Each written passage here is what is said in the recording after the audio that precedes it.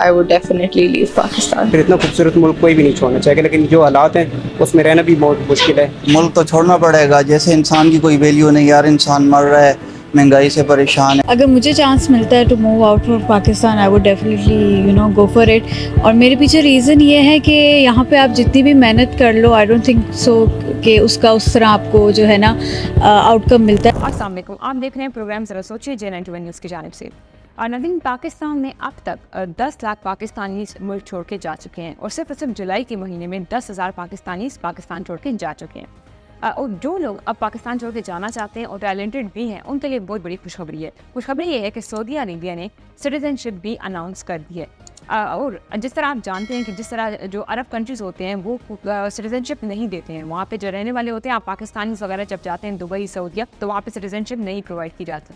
लेकिन अब इन्होंने अनाउंस की है। अब इन्होंने अनाउंस किन लोगों के लिए किया, हर एक के लिए नहीं की। वो लोग जो टैलेंटेड हैं, जिसमें स्पेसिफिकली इन्होंने जो प्रोफेशंस मेंशन किए, जो मेडिकल एक्सपर्ट्स हैं, जो इंजीनियर्स हैं, जो डॉक्टर्स हैं, जो डेवलपर्स हैं, इन सब लोगों के लिए अनाउंस की है सऊदी अरेबिया ने सिटीजनशिप। इनका ये आइडिया इसलिए, अभी आप जिस तरह देख सकते हैं, इन्होंने जो एक विजन अपना बनाया है, विजन 2030 सऊदीया, जिसमें एक लीडिंग नेशन बनना चाहते हैं, इसी चीज़ को परसू करने के लिए इन्होंने ये आइडिया लाए हैं, क्योंकि ये पूरी दुनिया से टैलेंट को इकट्ठा करना चाहते हैं।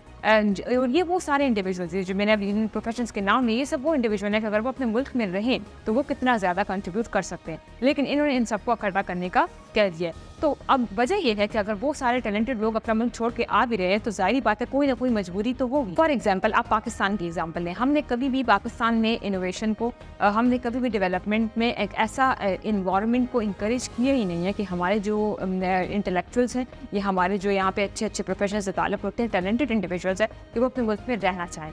यहाँ पे ना ही एक्सपोर्ट्स होती हैं, ना हमारा मीडिया फ्री है, ना हमारे पॉलिटिशियंस फ्री हैं। हमारी मिलिट्री जो है हर चीज़ में इंटरफेयर करती है। अब जिस तरीके से फायर वॉल लगा दिए, जिसमें आपकी जो कॉल्स वगैरह वो सब इंटरसेप्ट हो सकते हैं, तो जब ये सब चीज़ें होंगी तो आप क्या एक्सपेक्ट करें कि आपकी यूथ है आपके पास रहेगी? नहीं। आपकी यूथ अगर टैलेंटेड है और अगर उन्होंने बहुत अच्छी कोई एजुकेशन हासिल कर ली है, ज़ाहिर बात है वो एक ऐसी जगह पे रहेंगे जहाँ पे उनको फ्रीडम ऑफ स्पीच हो, जहाँ वो आसानी से अपनी ज़िंदगी गुजार सकें, जहाँ पे एक ऐसा फ्रीडम हो कि उनको ये परेशानी ना हो कि हमने इतना बिल देना है, हमने इतनी जो है गर्मी गुजारनी है, अब इतने बजे लाइट चली जाएगी, इतना बजे ये हो जाएगा। तो वो एक पुरसुकून ज़िंदगी की तलाश में अपना मुल्क छोड़ के जाते हैं। लेकिन कोई भी अपना मुल्क छोड़ना नहीं चाहता, कोई ऐसी मजबूरी होती है कि वो मुल्क छोड़ने पर मजबूर हो जाते हैं। फिर पाकिस्तानियों से ये एक्सपेक्ट करना कि आप अपने मुल्क के लिए कंट्रीब्यूट करें या अपने मुल्क के लिए कुर्बानियाँ दें, तो सो बिस्मिल्लाह, हम सब दे सकते हैं। लेकिन आप उस मुल्क के लिए कुछ करते हैं, आप उस जगह के लिए कुछ करते हैं जो आपको भी कुछ प्रोवाइड करें। ये टू वे प्रोसेस होता है। अगर स्टेट आपको कुछ प्रोवाइड करिए तो फिर आप बदले में कुछ ऐसी चीज़ प्रोवाइड करें जिससे आपको भी फ़ायदा हो, स्टेट को भी फ़ायदा हो।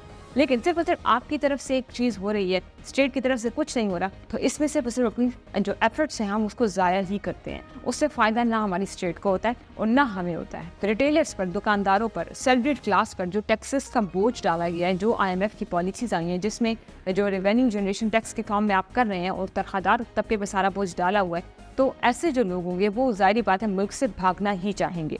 अभी रिसेंटली आपने ये देखा होगा कि पंजाब में 40 करोड़ की रकम जो है वो मुख्तस की गई है जो ब्यूरोक्रेट्स हैं उनके, वो जिन ऑफिस में बैठे हैं उनको रेनोवेट कराने के लिए। तो हमारा ऐसे गरीब मुल्क की जो ऐसी अमीर ब्यूरोक्रेट्स हैं, ऐसे अमीर तबका है और ऐसी क्लासेस में डिवाइडेड है, और ऐसे मिलिट्री का बिल्कुल सेपरेट स्टैब्लिशमेंट का एक पूरा अलग सारा सिस्टम है, और उनकी लाइफ और हमारी जो आम सिविलियंस की लाइफ में कितना ज़्यादा डिफरेंस है, ये ब्यूरोक्रेट्स को देख ले और हमारी लाइफ को डिफरेंस देख ले। तो ऐसे मुल्कों में कोई भी नहीं रहना चाहता और हर कोई चाहेगा कि हम एक ऐसी जगह पे रहें जहाँ पे हमारे बच्चे हम महफूज हों। जैसे कि आप जानते हैं कि अभी हमारे DGISPR ने जो प्रेस कॉन्फ्रेंस की, जिसमें उन्होंने ये क्लियर कट बता दिया कि मैं जो हूँ अब जो मिलिट्री का मौक़िफ़ होगा वो हम वक्तन फ़वक्तन आवाम के सामने रखेंगे। इससे साफ क्या ज़ाहिर होता है? इससे ज़ाहिर ये होता है कि अब जो पैगाम हमें हुकूमत की तरफ से मिलता था, ज़ाहिर बात है वो उसी तरफ से आया होता था, वो हमें डायरेक्ट सुनने को मिलेगा। अब इसकी वजह ये है कि ये लोग कहते हैं कि अगर हम वर्दी में बंदा खड़ा हो जाएगा और ये बात करेगा तो वो ज़्यादा मैटर करती है एज़ कम्पेयर टू कि हमारा जो पैगाम है वो कोई पॉलिटिशियन बता रहा है। तो ये जो सोच है आपकी कि आप जो लोग हैं उसकी आइडियोलॉजिकल एक पूरी कंस्ट्रक्शन करना चाहते हैं, ये आपकी गलत सोच है। आपका काम है कि आप बॉर्डर्स को देखें, आप ये सब कुछ करें। जब आप आइडियोलॉजिकल थिंकिंग और आइडियोलॉजिकल कंस्ट्रक्शन करते हैं लोगों की, ये आपका काम नहीं है। क्यों? जब आप ये करेंगे तो फिर आप स्टेट को ख़राब कर रहे हैं। ये काम जो है वो पॉलिटिशियंस का है। अगर पॉलिटिशियंस अपना काम कर रही हैं, ये सब कुछ करेंगे, तो तब ही जो वसाइल है वो हल हो सकते हैं। वरना आपकी जो ये डायरेक्शन है कि आप इस तरह तरीके से आइडियोलॉजिकल कंस्ट्रक्शन लोगों की कर रहे हैं और जो तरीके कर रहे हैं,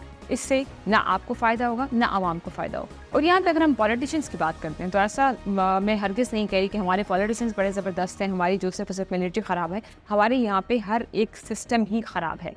अभी जो उमर अयूब ने, आप अभी जानते हैं कि उन्होंने एक प्रेस कॉन्फ्रेंस की इमरान खान से, वो जेल में मिल कर आए थे। इस प्रेस कॉन्फ्रेंस में उन्होंने जो पॉइंट्स मेंशन किए, इसको सुनकर कुछ जो चीज़ें हैं वो माइंड में आती है। उन्होंने पहली बात ये की कि जो 100% पाकिस्तान की आबादी है, जो 90% पाकिस्तान की आबादी है, वो इस वक्त इमरान खान के साथ है। तो इमरान खान के साथ अगर कुछ गलत किया गया या मिलिट्री फोर्स वगैरह में उनको घसीटा गया, तो ये पूरी की पूरी इमरान खान वर्सेस या जो people of Pakistan versus army हो जाएगी। तो इस बात से तो ये लगा कि जो इमरान खान है या PTI है वो इस चीज़ के अगेंस्ट है, वो मिलिट्री एंटी एस्टेब्लिशमेंट है। लेकिन साथ ही साथ उन्होंने एक और बात ये की कि जो PPP है, पीपल्स पार्टी और PMLN है, वो जो है दरार पैदा कर रहे हैं PTI और आर्मी के दरमियान। तो इस बात को सुनकर ज़रा सा धचका लगा कि ये बात ये लोग क्यों कर रहे हैं। इसका मतलब ये है कि आर्मी में और PTI के आपस में कोई ताल्लुकात इतने ख़राब नहीं थे, कुछ ऐसा कोई मिसअंडरस्टैंडिंग बीच में आ गई, और जो मिसअंडरस्टैंडिंग है वो लाने वाले पीपल्स पार्टी और PMLN है। तो इससे क्या इंडिकेशन मिलती है? इससे इंडिकेशन ये मिल रही है कि क्या इमरान खान आगे जाकर डीलिंग कर रहे हैं, या इमरान खान ये चीज़ एक्सेप्ट नहीं करते बार बार कि मैं भी एक दफ़ा जो कुछ पाकिस्तान में जिस तरह सिस्टम चलता है, जो पार्टी बैक होती है इस्टेब्लिशमेंट की साइड से, वही गवर्नमेंट में आती है। जब इमरान खान इस चीज़ को एक्सेप्ट नहीं करे कि वो मीसी बलबूते पर आए थे, तो इमरान खान को सबसे पहले इसको एक्सेप्ट कर लेना चाहिए। लेकिन अभी इनका जो ये मौक़िफ़ है कि ये दरारें पैदा कर रहे हैं, ये सब जो PPP और PMLN कर रहे हैं, इससे अंदाज़ा ये लगता है कि कुछ दोबारा डीलिंग्स हो रही हैं इनके बीच में। अगर ऐसा हुआ तो ये इंतहाई अफसोस की बात होगी, क्योंकि जो एंटी एस्टेब्लिशमेंट नैरेटिव बनाया हुआ इमरान खान ने पूरे लोगों के सामने, वो उसको कैसे डिफेंड करेंगे। तो इन सब बातों से साबित यही होता है कि हमारा जो मुल्क है वो जो चलाने वाले लोग कोई और है, जो जिसको हम देख रहे हैं कि ये लोग चला रहे हैं वो कोई और लोग हैं। तो हमारा यहाँ पे बहस करना और ये पार्टी इस तरह करिए, ये पार्टी इस तरह करिए, इससे लगता ही है कि हम अपना टाइम वेस्ट कर रहे हैं। और इसी को देखते हुए हमारे जो नौजवान हैं, हमारी जो मिडिल क्लास लोग हैं, या वो लोग जो अफोर्ड कर सकते हैं, जो टैलेंटेड इंडिविजुअल हैं, ये पाकिस्तान को छोड़कर जाना चाहते हैं। और यही वजह है कि अभी 10 लाख पाकिस्तानी गए हैं, कुछ सालों में हम देखेंगे 10 से 20 लाख तक होता जाएगा।